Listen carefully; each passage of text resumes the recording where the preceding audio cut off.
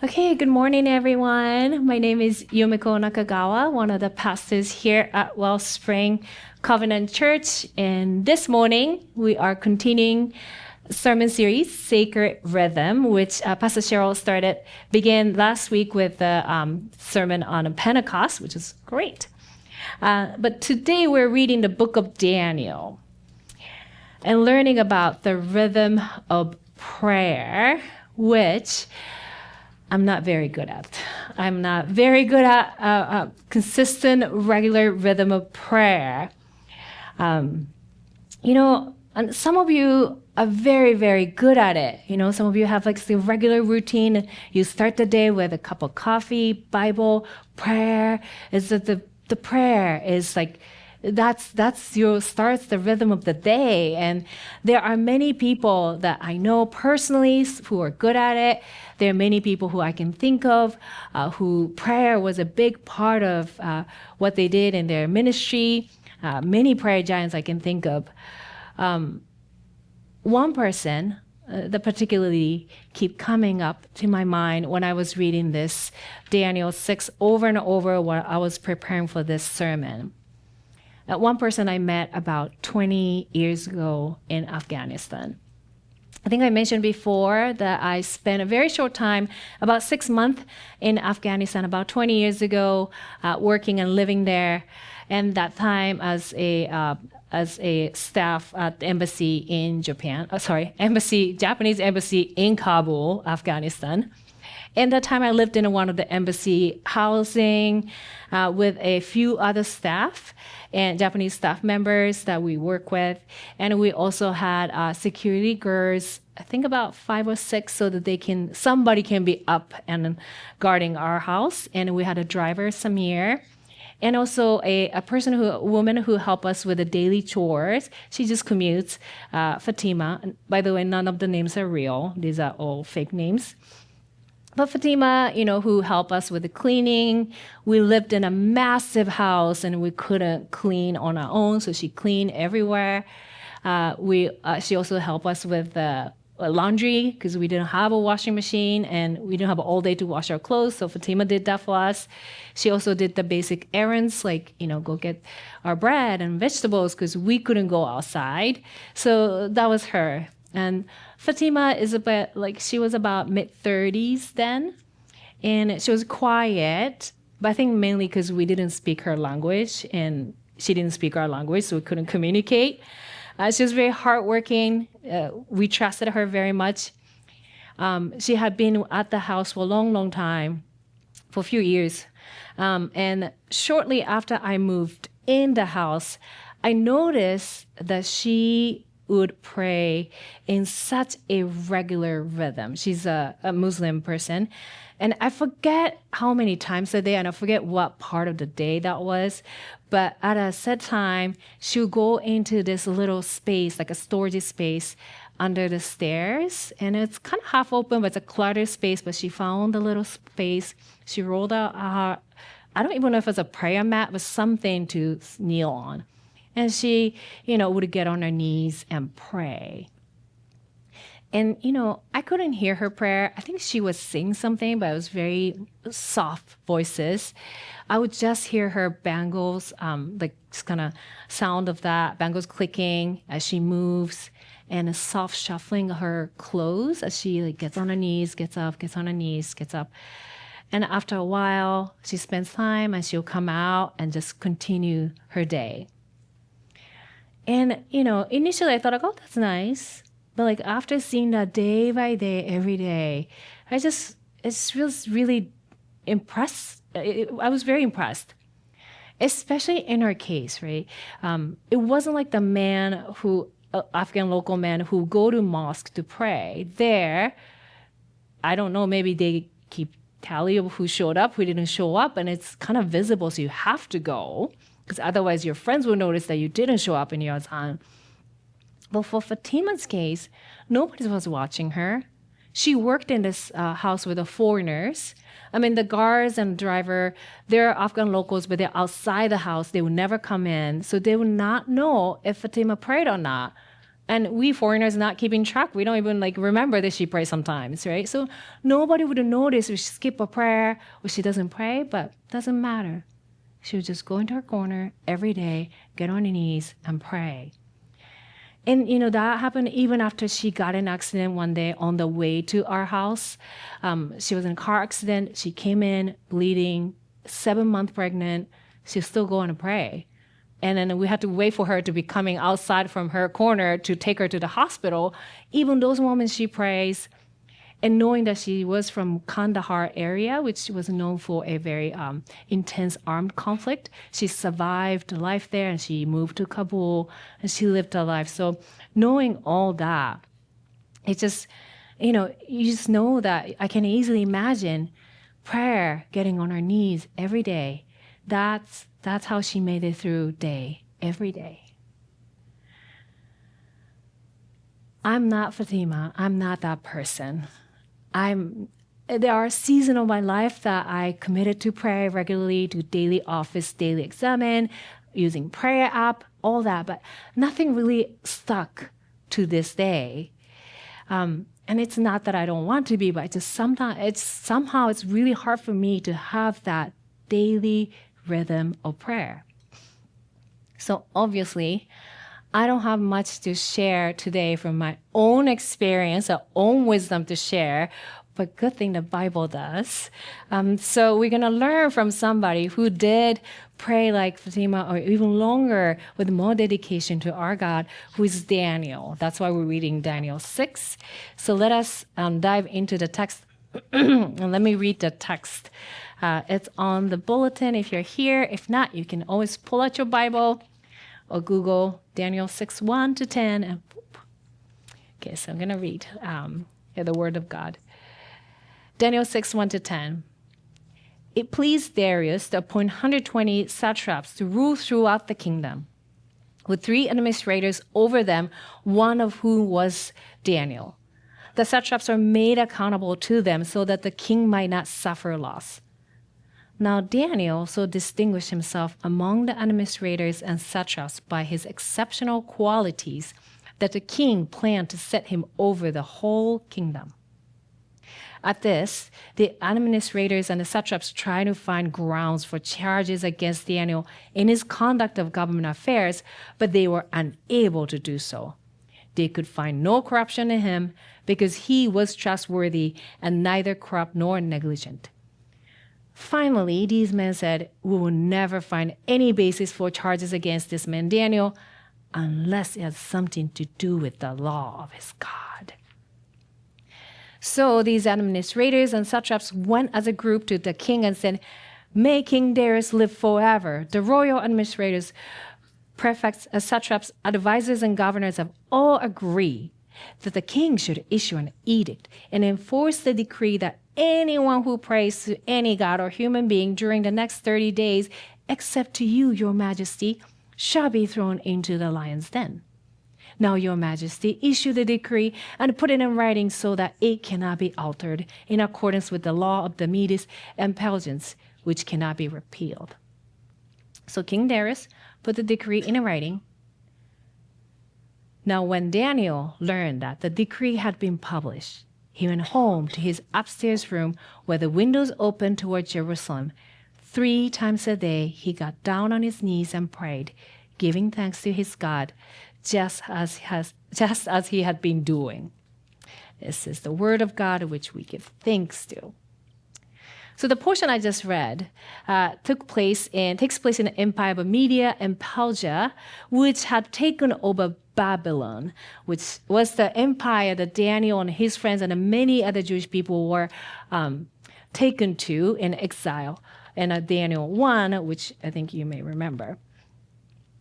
And though the rulers changed when the Babylon empire was gone and this now new kingdom come, but Daniel just stayed in the same place, doing the same thing. And in this new kingdom, he was doing, again, because it's Daniel, doing an excellent job, so good that the others became jealous.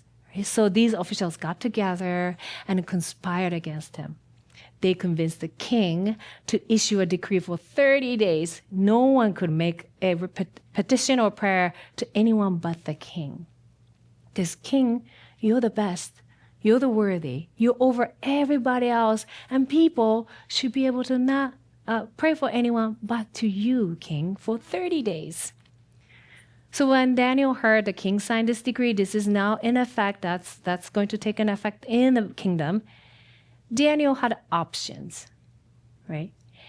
He could have gone to the king. He had king's ears. He was king's favorite. So he could have gone to the king saying, hey, king, I heard this decree was signed, but do you want to think twice about this? You might want to maybe put exception to maybe Jewish people, maybe like me. I think he could have pulled it off, no problem. He could have also kind of lay low and maybe make it unclear if he's praying or not. Or he could just do what the decree says and not pray for 30 days. But he didn't do any of that. Right? Instead, what did he do? Verse 10. He went home, his upstairs room where the windows opened toward Jerusalem. 3 times a day he got down on his knees and prayed, giving thanks to his God, just as he had done before. Just as he had done before. I think this line is the heart of today's passage. He went home and prayed. But his prayer here, I don't think was a reaction to the crisis that he was facing, that he's unable to pray for the next 30 days. Daniel was simply continuing what he had already been doing every day. He went to his usual spot, faced the same direction to Jerusalem, where his people came from, where he truly belonged. Got down on his knees and prayed and gave thanks to God, just as he had done before.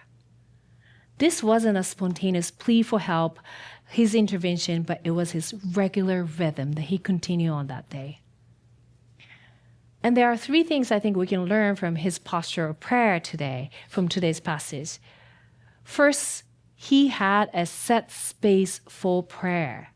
He returned to the same room day after day. There was an intentionality about this place that he set aside for his prayer, spot for him to pray. And second, Daniel got on his knees, which embodies his humility and reverence before God. His physical posture embodied this worship of God. And thirdly, he prayed and gave thanks, which is, he's praying, so he prayed and gave thanks. But in our original language of Aramaic, which this portion was written, this word translated prayed is not just kind of generic, any kind of prayer. As a matter of fact, and earlier in this same passage, same section that I just read, the decree was saying, do not pray or make petition. The word pray used in that verse and the pray that Daniel prayed is a different language. So in an earlier passage, it's saying, don't pray, like as we would say, pray.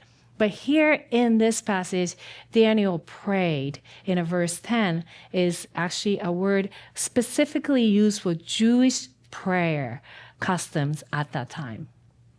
The prayer the Jewish people pray. And it doesn't mean just a type of prayer, but it also implies a physical position of his kneeling, lowering yourself, a posture of humility. So he didn't just have any kind of prayer, but he had a prayer according to his Jewish custom in the position of humility. And even the phrase gave thanks, there's a particular word that the author used here. It's not just, oh, thanks, God. And it's not something that you just say thank you just because you're supposed to start a prayer with a thank you. But it's this genuine, heartfelt, thank you, God. It's this very spontaneous gratitude coming from inside from you. And not necessarily for what God has done, or not necessarily for what God will be doing, for gratitude and thankfulness for who God is. So altogether, this passage shows that this is what Daniel was doing, is he was giving a prayer of reverence and recognition of who God is, And this is a moment of communion for Daniel to be with God. So even though the satraps and officials accused Daniel of breaking the law because Daniel went to petition with God, to his God, I don't think that's what Daniel was doing at all. What Daniel was doing here is just simply coming before God and remembering who God is, remembering who he is in God, and just being with God. Daniel's prayer, here described as what he had been doing every day, is not about getting something from God. This was a practice of remembering and restoring and reconnecting and regrounding himself with God. And Daniel did this 3 times a day, not just this moment, but 3 times a day, every day, day after day, year after year, for decades. By this point, Daniel is believed to have been around 80 years old. I mean, it's amazing that he can kneel down at his age of 80, which I don't know how long I can do that. But let's say he was, I guess he was healthier. So let's say he was taken to Babylon when he was 15. So that makes about 65 years of him doing this day by day, year after year, 3 times a day, regularly. And that's the kind of rhythm of prayer that we're talking about today. Not just a dramatic moment of prayer that God will come through, but this is a daily, small but daily return to God.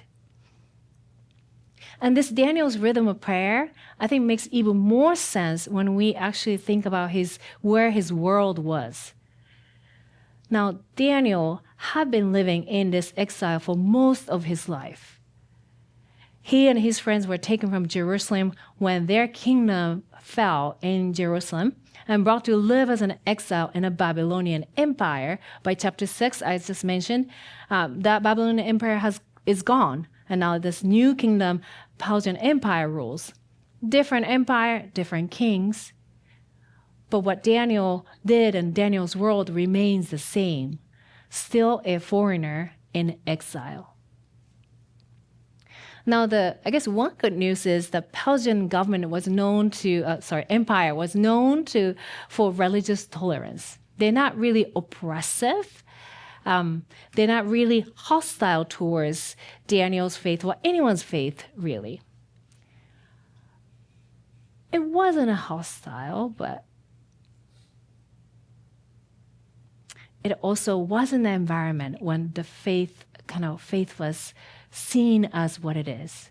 Faith was sidelined. I mean, it was respected, accepted, tolerated for sure. But in the end, for the people in Persia, Daniel's faith was just a religion. It's just cultural heritage. That's what you folks do. That's just private tradition that you do at home, but nothing more. Definitely nothing more important than king and empire. But Daniel know that it wasn't just a religion for him, and I think the satraps knew that too. Daniel's faith was something that he lived in, a vital connection with God. So their scheme to expose that Daniel's ultimate allegiance was not with any of the kings he served. Ultimate allegiance was to the living God and living God only. And that's where they are so clever, right? The satraps, the officials they didn't say abandon your God or give up your faith. They just say, just don't pray to your God just for 30 days, just for a little bit. I mean, to really show who is more important. I mean, if you can't pray to God, you can still pray to the king. That's more important to you, right? And the king's order, isn't that more important? Because that's just your religion, isn't it? Just 30 days. You can just hit the pause. And you can go back in. And we're not saying give up your faith. You can still believe in God. But both satraps and Daniel knew that wasn't true. He couldn't hit the pause button on this regular rhythm of his prayer. And I'm sure there are a lot of reasons. I never met Daniel, so I don't know the full detail. But one reason, I think the reason Daniel didn't give up this rhythm, I wonder if part of the reason is because everything else in his life was chosen by somebody else. I mean, he didn't choose to leave Jerusalem. He didn't choose to serve in Babylon and Persia. He didn't choose to serve the king. He had to. Other people decided everything for him, where he lives, what you do, how long you live, what you did. Your life was dictated by everybody else's decision by himself. And even though this life that he lived in wasn't a result of his choice, he had to live the result of it. He had to live the challenges it. He had to live all the questions that come up in this very complicated life. I mean, he had to figure out in a foreign land, surrounded by people who are not his own, how he's going to maintain his faith. How is he going to maintain his purity, the holiness? How he's going to continue to set himself apart from everybody else? How he's going to avoid idol worship? Do I pray? Do I not pray? Do I eat this food or not eat this food? Do I serve this king or not? He had a lot of questions he had to figure out. And for the Jewish people back then, Torah, the Bible, was a great guidance. They had all the rules. They had all the instructions that you can think of. You refrain from eating this. If you happen to be eating it by accident, then you do this and you'll be fine. You walk this side of the street, so you'll be staying. There are all kinds of scenarios that you can read in Leviticus, Numbers, Deuteronomy. You read those and so many rules. But it was also the instruction so that they can keep their ways. Unfortunately, the Leviticus, Numbers, and Deuteronomy didn't have a chapter about how to live as a God's people in a foreign land in exile. So when Daniel and his friends were exiled in Babylon and later on Persia, they didn't know what to do. They had to figure out on their own, discern these complicated questions on their own every single day. And this was the reality in his foreign land, living a life he didn't choose, constantly needing to make a very difficult, complicated, delicate questions. And maybe that's why one thing he chose every day was to pray. Because that's the one thing he gets to make his own decision to do every day, to stop what he's doing, go back to his prayer spot, facing Jerusalem, getting on knees and praise, and to remember where he came from, remember who God is, remember who he was in God. 3 times a day, he got to make that choice to return to the presence of God.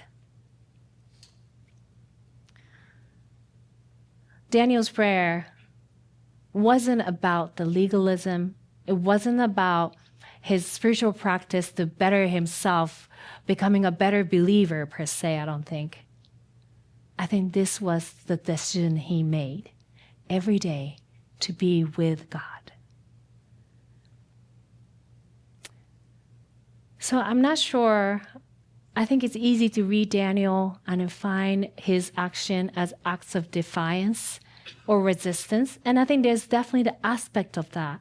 But hidden part of it is that I think there's a defiance, there's a resistance. But I think there's a decision that he made every day to say, I prioritize God. I value God. What God says, who God is, who I am in God, matters so much more than what's going on around me.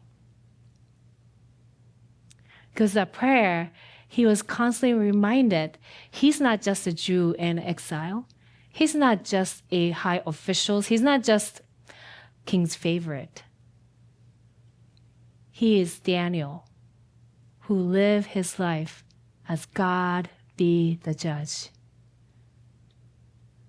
God be the judge, as his name said. This is the time he remember he is Daniel, who loves God. He's Daniel, who is loved by God. He's Daniel, who belongs to God and God only. In exile, in success, in tension, Daniel returned again and again to the God who reminded him who he truly was. I want that in my life, especially now. A few weeks ago, Jared and I were coming back from New York. We landed on Honolulu Airport. After 9 hours, I was like, phew, okay, we're home. And but we're instructed to remain seated because local authorities are coming on board. So everyone remain seated. When I heard that, I was like, oh, HPD's coming on board. So I totally imagined them coming in a blue uniform. When the door opened, 3 men came on board. They weren't in HPD uniform. They had this tanned gear, boots. I think it's like vest-looking thing. Might have had some sort of weapons. It was kind of far, so I was doing this and trying to see what was going on, and covered their face covered with a mask, just like ICE agents that I see on media. And just fear of wave, and ICE is here. And I just have all these thoughts coming to my mind, and it's just as mentally thinking, okay, where's my green card? Okay, I have it with me. Do I have a business card to show that I have a job here? All this question come through my mind. I lock my phone, everything I'm supposed to do, and I remain calm. But I keep wondering, what if they checking here for who doesn't belong here? And what if they look at me and decide I don't belong here? And it was the longest 10 minutes. It turned out to be nothing. It was something else. They weren't even an ICE agent. Thank goodness. But the feeling lingered for me. A sense that I'm not as safe as I thought I was. That even with all my documents, the life I built here, I could still be questioned, misunderstood, and detained. And in that moment, I realized I don't need a faith that works in theory. I don't need a faith that I only preach but don't live in. I don't need a faith that I only have in a crisis. I need a faith. I need a God that anchors me every day. Not to get something from God, but to remember who I am.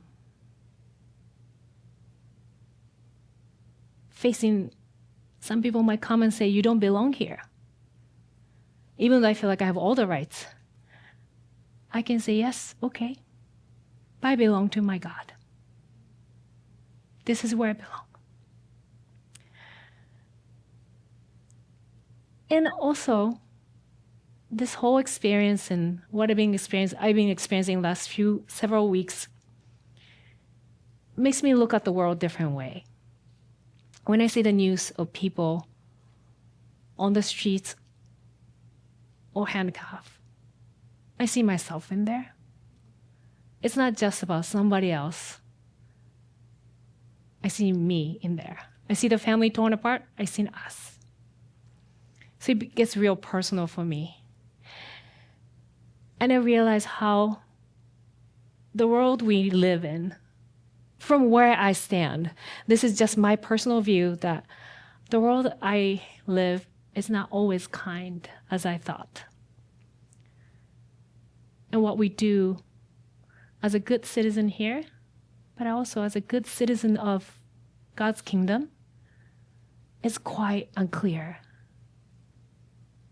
I don't always know what to say, what to think, how to remain faithful to my God.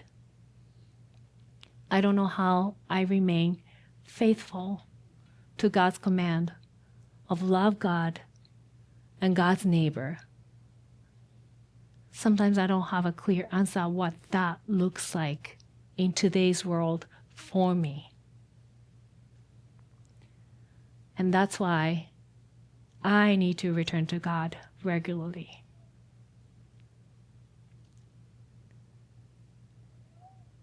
And of course, most of us know, like, I don't think you needed me to tear up to hear that rhythm of prayer is important. I think a lot of us want that rhythm. So of course, the kind of big question today here is really not me convincing that's important, but it's more, okay, so then how do we do this? How do we begin? Oh, I don't have a clear answer, but okay, first of all, if you're the kind of person who has like, oh, I'm like king and queen of regular rhythm and prayer, you kind of have to stop being humble and have to start sharing with other people what your tips are so that we can all join in your club, because some of us really, it's hard for us. So if you're good at it, just share. It's not time to be humble, but it's time to help each other. But for those of us, I hope there's at least one or two of you out there like me who's like, yeah, I always wanted that rhythm of prayer, but it's really hard. If that's you, maybe you consider this invitation to join with me so that we can take a little baby step for this. So I made a really ridiculously low barrier for this. So don't laugh, okay? I know this is ridiculous. How long you been Christian and you went to seminary and you're preaching and this is your first step? Don't laugh, don't judge, okay? So I'm going to do this. I'm going to do choose one time of the day that I'm going to always pray. And for me, that's the beginning of work day. I've been working on a sermon every day for my work day. So before I open the file, before I open the commentary or Bible, I'm going to pray. That's what I'm going to do. That's my set time. And I don't know what that is for you, but maybe pick one time that works for you. And I'm just going to start with 5 minutes. I think Daniel prayed a long time. I'm going to do with 5 minutes. So I'm going to do 5 minutes of prayer, and this is a silent prayer, but I'm going to always say this thing because I think the routine helps me. Just 1 Samuel prayer, the Lord, please speak, your servant is listening. So I can remind myself that, hey, it's time for Yumiko to shut up and listen to God. So that's my reminder. And I'll just wait and listen. I'll just be still for God to speak to me. So this won't be the time I'll bring my prayer request. That will be kind of separate time. This is the time that I'm going to say, okay, God, I have no agenda. I just want to be with you. I'm trying to be quiet. That's what I'm going to do. And also, second thing I'm going to do is take a physical posture. I can still kneel, so I'm going to kneel and face down, palms open, just to show that my body physical posture will remind me that I am in the presence of God. You don't have to kneel. Maybe you just sit, open your heart. But I think the kind of posture is important to remind that here I am before God, with God. And I go into this space with kind of no expectation. I'm not expecting God to be like, here is the answer, how you can solve all the problems so we can all laugh along all day, every day. I'm not expecting that. I'm just going to be present with God for 5 minutes. With God. Okay, I said low barrier. It's really low. Don't laugh. But if you want to join me, I think that'll be great. We can kind of keep encouraging each other. How did you do this week? Not really well. Okay, let's try one more week.